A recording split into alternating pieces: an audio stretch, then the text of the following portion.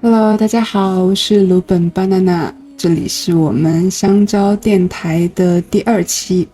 然后今天是夜间电台版本，现在是晚上的10点15分，然后日期是6月26日。不久前过了夏至了，也就正式进入夏天了。每次到夏至那一天，我都会变得很开心、很兴奋，因为我的生日就是夏至的后一周，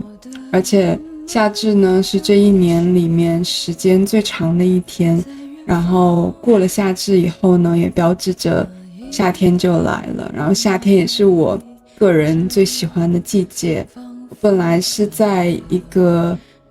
比较四季分明的地方长大，春秋呢下雨天会特别的多，然后湿湿的又很阴沉，我就很讨厌。夏天就还真的蛮短暂的，到9月份就结束了，所以夏天只有3个月，很宝贵。夏天的每一天都会觉得阳光很好，然后看到阳光好，我的心情就很好。再加上我的生日在夏天，所以我就对夏天特别的情有独钟。后来我出去上学了以后，我去了一个冬天特别漫长的地方，它是从11月份到来年的4月份都很冷，然后暴雪也是要下很久很久，然后所以后来回国的时候，我有一点可以自己选择城市的机会，我就选择来了南方。过了好几年，每天几乎都是夏天的日子，终于就是好像在去年吧，开始抱怨说啊，每天都是晴天也好无聊。可能是听到了我的抱怨，于是今年广州就疯狂的下大雨，天天下雨，已经连续下了3-4个月了。最近这个月可能是进入了夏至的缘故，出来了一些短暂的晴天，然后给了我一些 break， 让我也心情好了不少。可见天气对人的状态的影响还是蛮大的。我觉得今天的内容可能是会关于时间吧。一方面，季节的变化本来就会让大家感受到时间的存在，还有就是我不久前更新了的那条视频，就是我是个年轻人，我心情不太好的那条视频，其实它探讨的也是关于时间的问题。那个主人公可能他会突然觉得自己好像有点跟不上一种社会时钟了，然后他有一点脱节了，大家都在往前走，大家该上学的上学，该毕业的毕业，该上班的上班，但是他却突然在那个人群中停下来了，然后他问了自己一个问题，就是为什么我会在这里？我要去哪里？我是谁？活着是为了什么？然后他发现自己好像回答不上来这些问题，所以他就停下来了，因为这些问题很重要。他们可能是那种你在挤地铁上班或者在坐公交等红灯的时候，你脑海中会一刹那闪过的一个你觉得有点荒谬的想法，就是我为什么会在这里？我不是说我为什么会在这里坐公交车或者挤地铁，我的意思是我为什么会在我年龄的这个阶段，在地球上的这个地方，然后在这样一个早晨挤地铁呢？就是一想到这个问题可能会让你有一点惊恐，然后你可能会笑话自己一下，说神经病啊，干嘛突然想这么深奥的问题，而且它有答案吗？然后大部分人其实可能就会把它挤到脑子后面去了，因为可能当下有更多你要去操心的事情，比如说如果我这班地铁赶不上，我马上上班迟到，我就要被扣钱。但是对于有一些人来说，他一旦抓住了这个问题，就好像在水流中抓住了一块浮木一样，他就不肯放开，紧紧地抓着，然后看那个问题要带他去哪里。我是个年轻人，我心情不太好里面的那个男主人公，他就是这样的人。我觉得其实我也是属于这样的人吧，我从小就是那种很有主见的人，我要去做什么事情，我一定要就是打破砂锅问到底。如果是别人让我做这件事情，我也会打破砂锅问到底。如果是我自己想做一件事情，可能外界他也会问我你为什么要做，所以我也会回到内心去问我自己，我为什么要做这件事情。所以我从小也养成了一种，就是不要去听别人让你怎么做，你要去在意自己想怎么做。然后如果你真的很想要去做这件事情的话，即使在外界遭到了很大的阻碍，但是你清楚它的价值，所以你就还是要去这样做。这种性格你可以把这个称为一种固执或者执拗吧，它其实也是一种屏蔽外界的声音，屏蔽大潮流在说什么，然后屏蔽大家都在往什么方向走，屏蔽这种信号，尽量不要受到这种信号的干扰。我好像一直都是这样做的，但其实小的时候会有一点装成熟的部分，你即使去探讨这些很成熟的问题，大家也只会觉得你是在装大人，就是你其实不知道你在说什么。当一个小朋友说他要做自己的时候，大家会觉得他不知道自己在说什么，然后小朋友其实内心也会有一点心虚，他会觉得就算我这么固执己见，难道这个世界真的是我想象的这个样子吗？这个世界应该会更大吧，就像这个宇宙也会更大，那一定有很多我不知道的事情。如果我这么早就这么聪明的话，那不是一件很危险的事情吗？如果我一早就开始不听别人的了，那不是很固步自封吗？我觉得很早坚持自己内心的人，可能他都内心都还是会有一点虚，有一点犯嘀咕吧。像我早期就是，虽然我知道有一些价值观是我自己要去坚持的，比如说文学，我一直都很喜欢文学和文艺的东西，主要还是因为它传递的那种价值观是吸引我的，就是每一个个体都很重要，然后每一个个体都是美的、独特的，没有一种统一的大框架和统一的声音去凌驾于他们之上。每一个个体他们的丰富性和他们的自由才是最美丽的。我感觉我小的时候好像一直追寻的就是这个东西，但是文学在我看来是一个很抽象的一个价值，我要怎么去践行这个价值，它又会怎么在生活中去引领我，其实我是不知道的，我很迷茫。但是我从很小就知道我不要听外界的声音，甚至有一点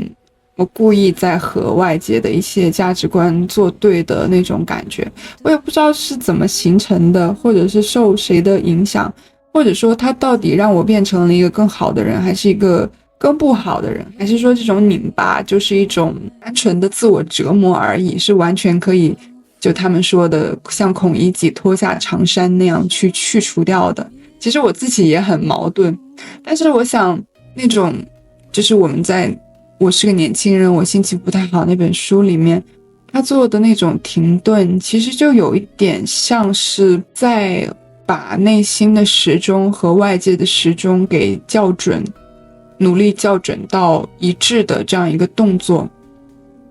这个外部不是指社会外界的期待，也不是指读完大一要上大二，读完大二要上大三，然后大家都要去进入那个高智商俱乐部，大家都要赚大钱，大家都要当专家，不是这个节奏，这个节奏只是一种惯性。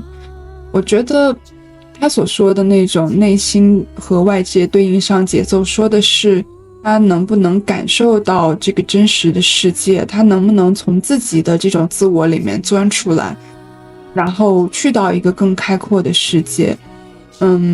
不要被那些符号，被那些假的价值给牵扯住，他还能不能够真实的以他自己的面貌和这个世界建立起一种真实的链接。我觉得这个是他试图做到的一个事情，而最后他其实也成功了，因为他做到了，他把他自己内心的时钟和外界更大的世界的这个时钟校准了。然后他发现其实准不准也没有关系，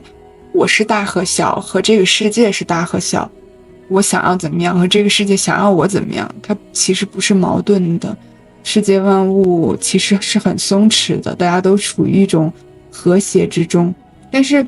还是会有那个过程，就是你终究要去打破一些自己的外壳，打破一些似是而非的价值观，然后去和这个真实的世界去产生连接，你才能够感受到这种很踏实的稳定感和和谐的感觉。像我以前我真的不知道自己想要什么，然后我也觉得挺孤单的，因为我是独生子，所以我有一点孤独和孤僻。我还是能和大家玩在一起，但是就是会独处的时间会更多。我会和其他的小孩有点不一样，我在家的时候娱乐活动很少，就是只有看书和看电视。然后我爸呢，他是一个文艺青年，在他年轻的时候，所以他专门就留出了一个房间来做书房，然后那个书房里面就是从地上到天花板打成了一个这种通体的书柜，整个房间都是书柜，那些书柜它做的还很精巧，就是分了里外好几层，就是你可以把那些柜子推来推去，然后里面又有更多层这样子，所以我爸就能够在那个书房里面藏很多很多的书，他就说这是他的藏书阁。然后我爸当时是在外地工作嘛，所以他不在的时候，我就会去这个书房里边待着，我就会去翻那些书，我就会觉得这些书是我爸看过的，然后我可能就可以从这些书里边找到一些和他的关联，比如说我可以去了解他是一个怎么样的人，然后如果我读到了一些什么样的东西，等他回来以后，我可以跟他在这些书上面去聊，去产生一个连接。但是后来我其实也没有跟我爸因为这些事情走得多近，但是意外之喜就是我可能在书里面找到了我自己的世界。他给了我一种很奇妙的感觉，就是好像在那个书房里边，时间也是特别的，你每翻开一本书，它都有它自己独自的时间，它也不会被外在的变化，比如说房子的价格，然后钱到底值不值钱，这些汇率啊什么的给打扰，它就是很安静的坐在属于他自己的时间里面。然后每翻开一本书，就好像有一个就是性格不太一样，然后那个嗓音也不太一样，然后人设也不太一样的长辈在对我说话。然后我看了更多的书之后，就感觉那个房间坐满了人，这有一个很严肃的叔叔，这有一个讲历史的爷爷，然后这有一个还蛮搞笑的村头那种会给你嗑瓜子儿，然后讲一些闲话的那个大婶儿，还有一些就是很优美文风很优美的写散文的阿姨，就这种感觉。虽然我小的时候挺孤单的，但是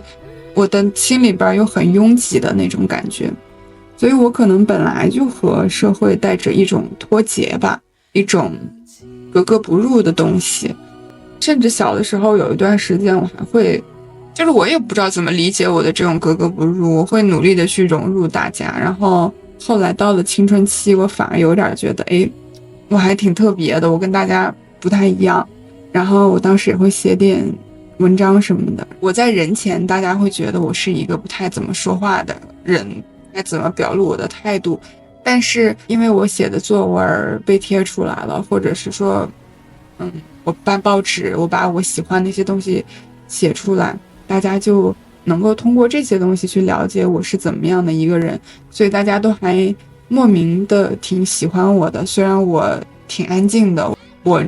真的不太讲话，也不太和大家就是去交流我的想法，是大家莫名的就会觉得他好像还挺有想法，挺有主见的，他知道他自己在干什么。我就觉得我一半知道一半不知道吧，很多时候我都是在装作我知道而已。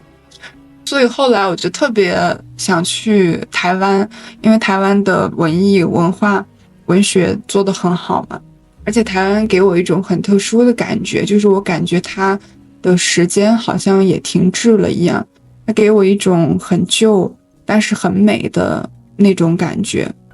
就好像在那里很多的那种浮躁的事情都被隔绝在了那个海岛以外，然后只有美的事情，只有那些曾经我也觉得很重要的事情是重要的，然后其他事情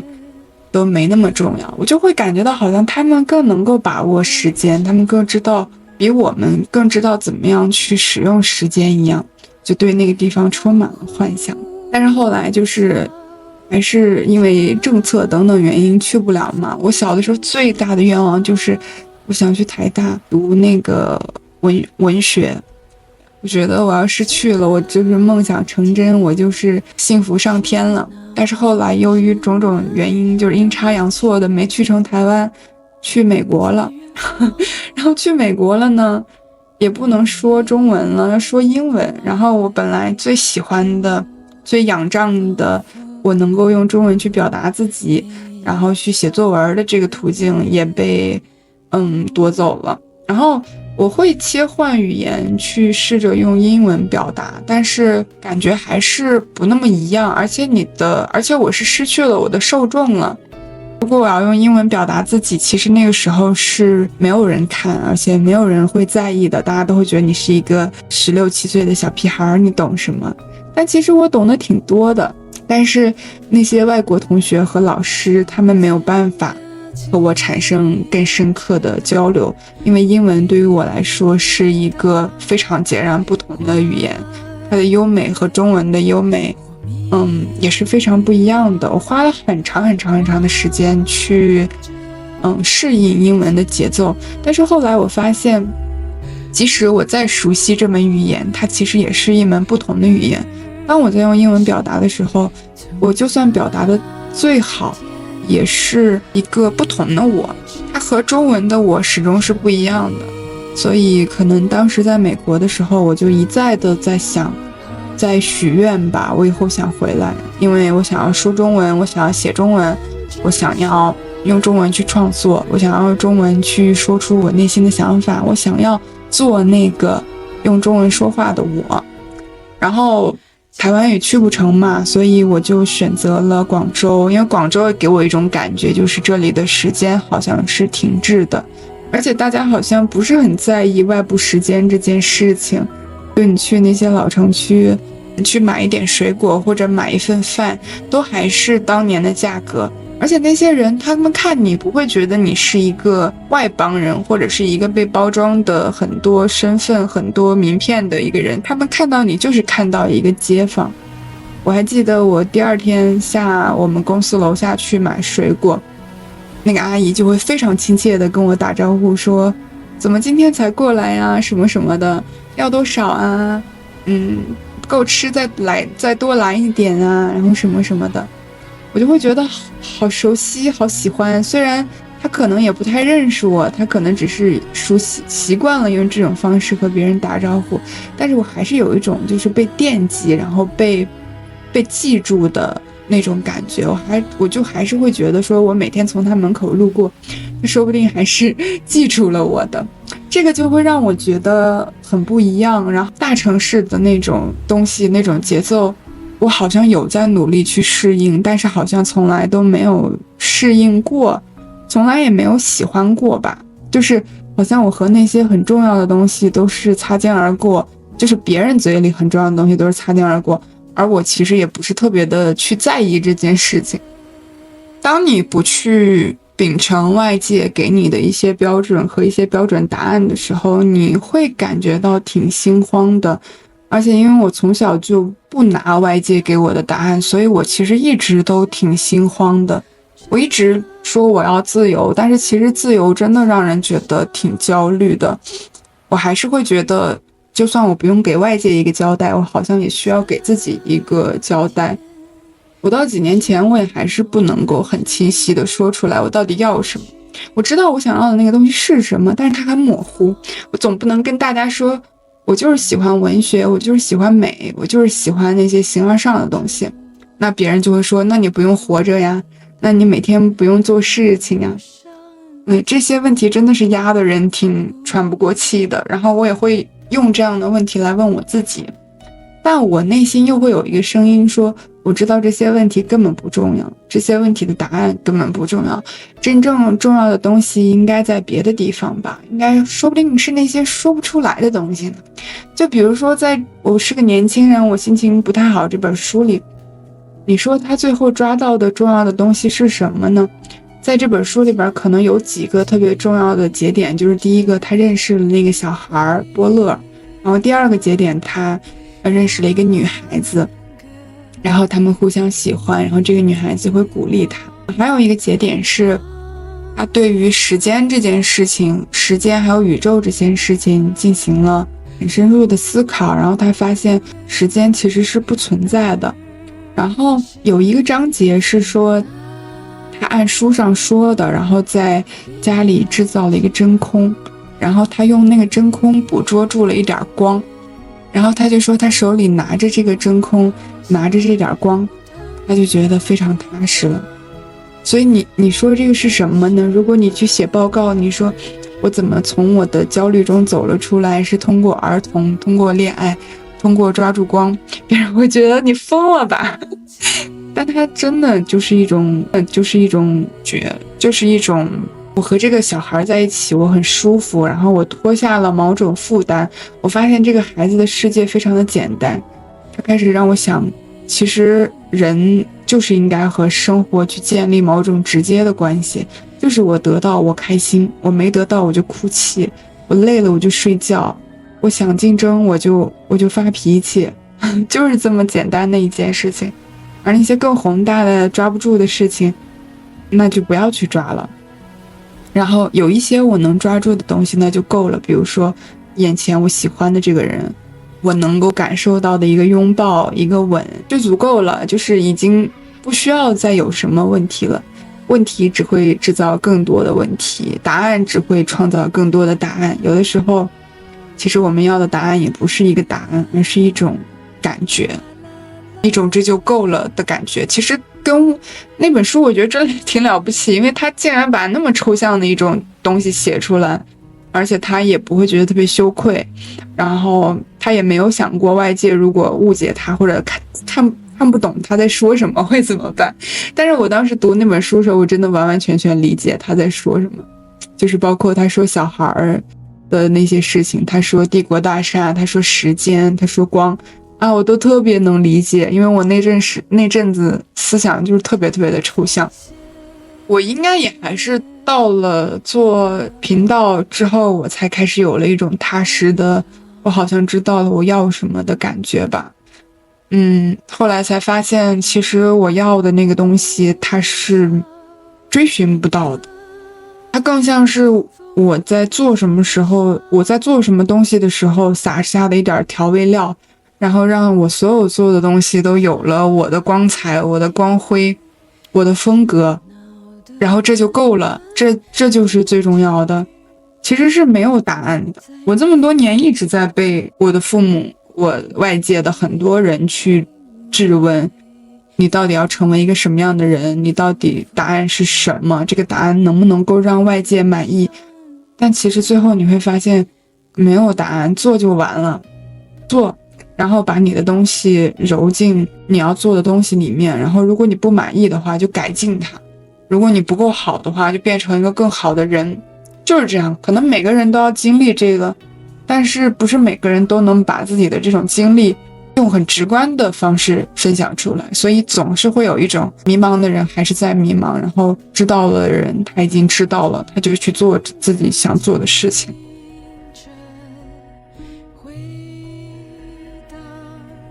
另外还有一个谈论时间这个话题的原因是我过生日了，然后过生日对于我来说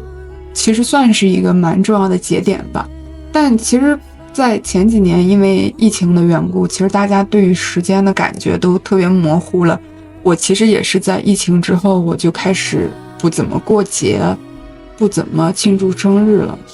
就有一种时间糊成了一团的感觉。但是今年的这个生日又会让我觉得蛮特别的，我还是不打算特别仪式感或者特别形式化的去庆祝。但是对我来说，这个生日好像就是我庆祝我第一个能从海底浮上水面呼吸的一个生日，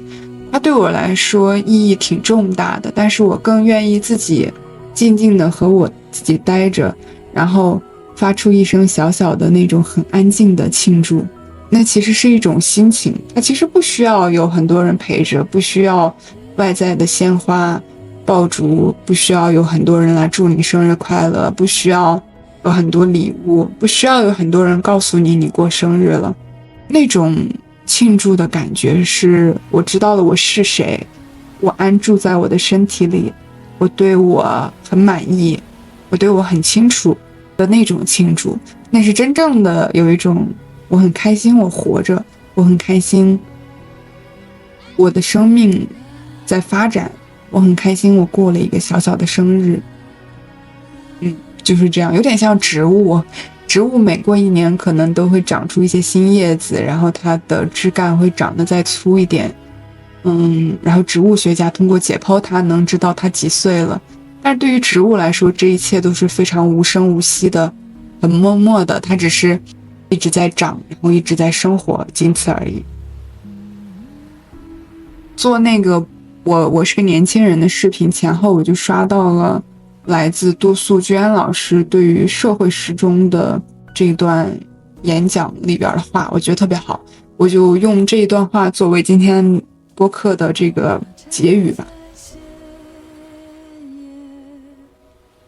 我30岁了，一切都没有变好，我还是没有房子，没有家，没有结婚的对象，我还是没有钱，我囊中羞涩，我没有体面的事业，没有体面的收入，我要挤地铁，买一杯咖啡，还要翻一翻有没有优惠券，所以就扎心了，很焦虑，很不安。有的人含着金汤匙出生，有的人含着银汤匙出生，我们呢？我们含着自己的舌头出生的，但是我们却要面对同一张时间表，同样的一个成功的标准，这是不合理的。我们有这样一个东西叫社会时钟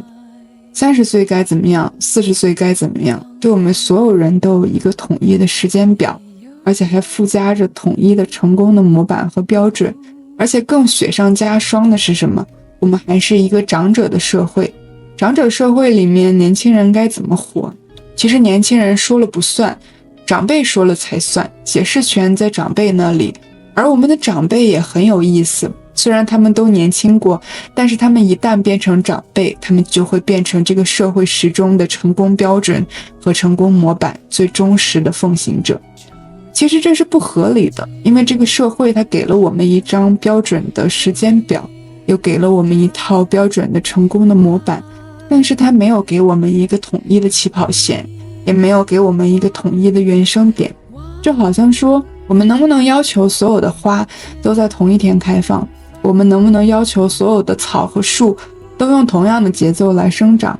显然这是不行的。但是有的时候我说，如果你这个社会和你的长辈的群体够傲慢，够无情，你们的确可以做到一件事情，那就是让他们在同一个季节枯萎。其实很多时候，这种刻板的成长的时间表和成功的标准，它对我们的尊严是一种冒犯，因为它没有把我们当成活生生的彼此不同的人，而且他们也不承认我们拥有选择生活的自由的权利。我说这些东西你们不要去理它，它们都是水晶鞋，看上去亮晶晶的无可挑剔，但是它不讲道理，因为我们的脚有大有小，但是水晶鞋永远都只有一个尺码，你要不要穿它？你要穿它就得削足适履，得把自己的脚砍砍，把自我扭曲塞进这个标准里面，所以它不但伤害我们，甚至有的时候我们会发现它都不能让我们正确的评价自己。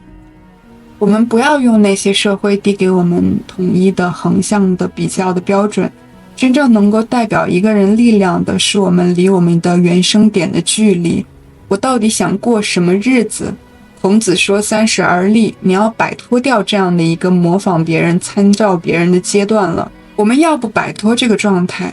要不就永远生活在焦虑和不安当中。